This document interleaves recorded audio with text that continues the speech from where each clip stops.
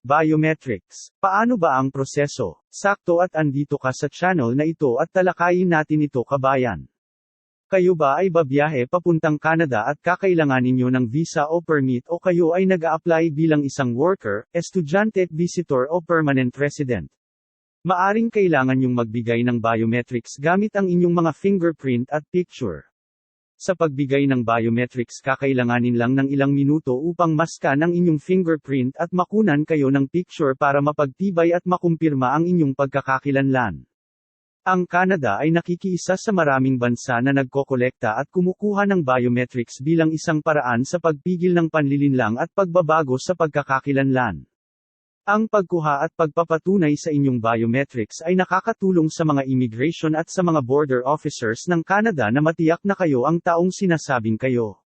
Ito ay tulong din sa pagpapabilis sa pagpasok nyo sa Canada. Kung kayo ay personal o individual na nag-a-apply para makakuha ng visa o permit ay tiyak na kailangan nyo magbigay ng biometrics.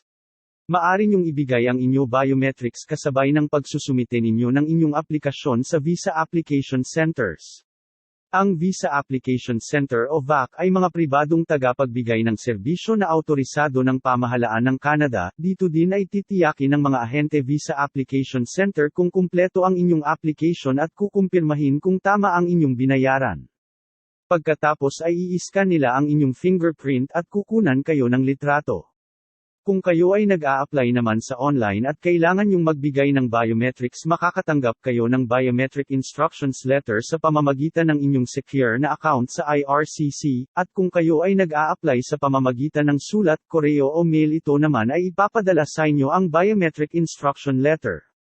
Kung kayo ay nag-a-apply bilang pansamantalang residente, bilang isang bisita, estudyante o trabahador, kailangan lamang nyong ibigay ang inyong biometrics ng isang beses sa bawat 10 years. O di ba pang matagalan kabayan?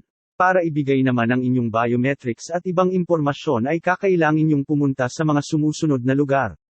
Sa Canada, sa mga piling location ng Service Canada, sa United States, sa mga Application Support Center.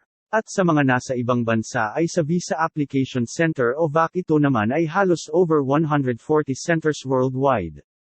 E-print lamang ang inyong biometrics letter at dalhin ito kasama ng inyong passport sa pinakamalapit na lokasyon na tumatanggap ng biometrics information. Kung balak ninyong bumiyahe kasama ng pamilya ng 14 years old pataas o 79 na taong gulang pababa ay kailangan silang kuhaan ng fingerprint at larawan. Ang process sa pagkolekta ng biometrics ay mabilis at madali lang. Para sa fingerprint, ay ang unang ninyong gagawin ay ipakita ang inyong mga palad at mga daliri. Dito ay kailangan nilang makita kung may anong bagay na hahadlang sa pagkuha ng quality shot ng fingerprint. Ilapat ang 4 na daliri ng kanang kamay sa finger scanner. At pagkatapos ang inyong kaliwang kamay naman. Pagkatapos ay sabay na ilagay ang inyong dalawang hinlalaki sa scanner. Para sa larawan, tumingin ng diretso sa kamera. Kung kayo ay gumagamit ng salamin sa mata ay kakailanganin ninyo itong tanggalin muna.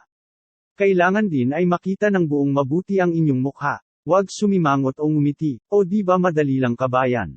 Huwag din mag-alala, ang inyong mga fingerprint, larawan at personal na impormasyon ay maingat na poprotektahan at itatabi sa ligtas ng database ng pamahalaan ng Canada at pangangasiwaan ayon sa batas ng pagpipribado ng Canada. Pagdating nyo sa Canada, ay maaring hilingin sa inyo ang inyong biometrics para makumpirma ang inyong pagkakakilanlan at ikukumpara kayo ng isang Border Services Officer sa inyong larawan sa pasaporte at sa larawan na kinuha sa inyong biometrics na lalabas sa computer ng opisyales.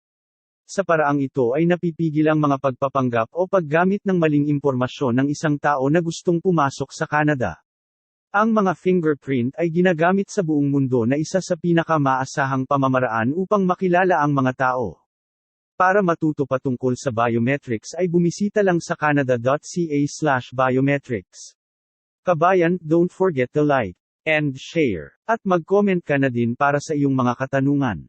At subscribe mo na din ang channel na ito para updated ka pa sa mga susunod nating info videos na makakatulong sa iyo papunta sa Canada. Salamat kabayan. Kita-kits sa next video.